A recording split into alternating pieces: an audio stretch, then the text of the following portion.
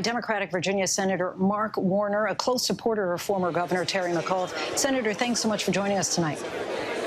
Thank you, Linsey Davis. So we've been talking about how President Biden won Virginia by 10 percentage points just a year ago. What message do you think that voters will be sending if McAuliffe isn't able to pull this off?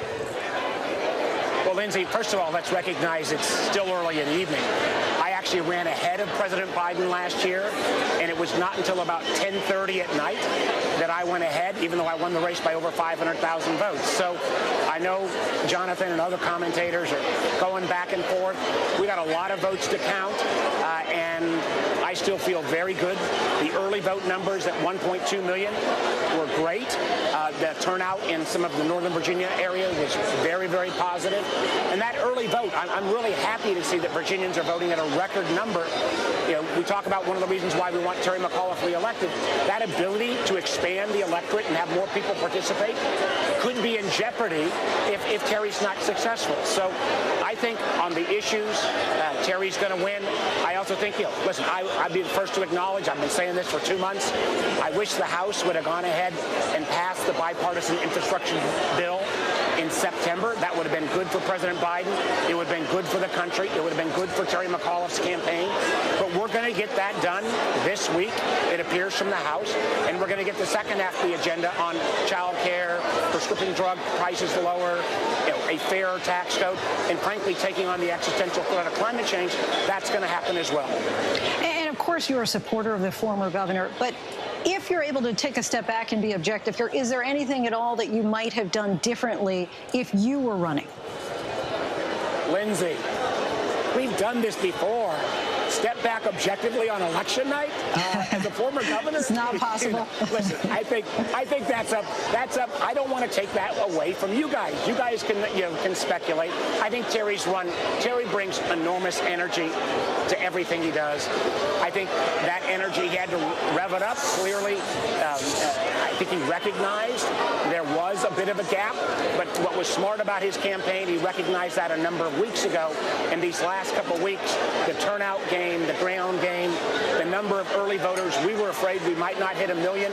We hit 1.2 million. Again, end of the day, we'll see how this all plays out, but I feel very good at whatever it is, 8:05 tonight. And certainly you know the state of Virginia so well. Why do you think that this race has been so close? Well, unfortunately, all these races have become so nationalized. I mean, I think about Southwest Virginia, where I'm seeing Mr. Youngkin run up margins of 75 or 80%. I won those counties back in 2008 with 60% plus of the vote. And I worry, when areas of our state go totally red, for that matter, totally blue.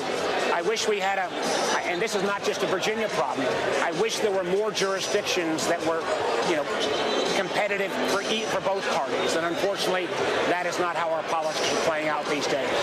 And I do want to just kind of piggyback on something that you mentioned a little while ago about the infrastructure bills, that they haven't been passed yet. Are you concerned at all that if Democrats don't pass those bills, then that's going to be a backlash for the midterms in 2022? Listen, I think we're going to get them both done. I wish we'd have gotten the infrastructure done.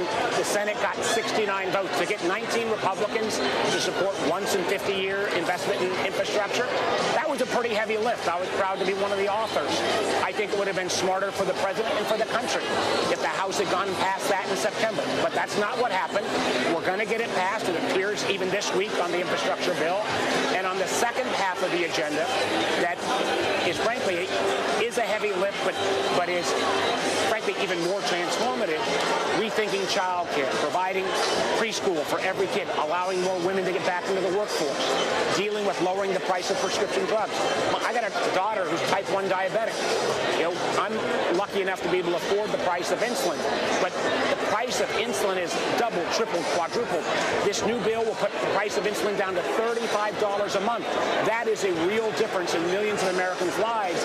And as the president comes comes back from Glasgow, I think we all realize if we don't deal with climate change, we are dealing with, candidly, our existential future.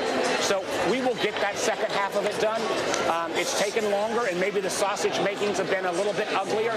But at the end of the day, other than us political types, I'm not sure anyone will remember all of the twists and turns of how we got there. What will matter is how do we affect Americans' lives.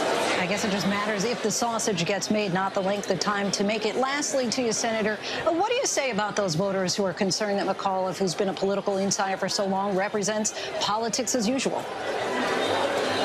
Well, I think, Terry, the question is, do you want somebody going into a position that actually has got experience? If he had a record that was not a good record, if he didn't have a record of growing Virginia's economy, and Virginia right now is managed, as ranked 2 years in a row as the best state for business, something that had changed when I was governor. It reappeared now, and I think that record of success under Governor Northam, I think that record of success actually makes sense. As somebody who spent longer in business than I have in politics, when I hire somebody, I actually want to look at somebody who's got a proven record. Terry McAuliffe's got that record. Senator Warner, we thank you so much for your time. Appreciate you joining us. Thank you so much, Lindsay. Hi, everyone. George Stephanopoulos here. Thanks for checking out the ABC News YouTube channel. If you'd like to get more videos, show highlights, and watch live event coverage, click on the right over here to subscribe to our channel. And don't forget to download the ABC News app for breaking news alerts. Thanks for watching.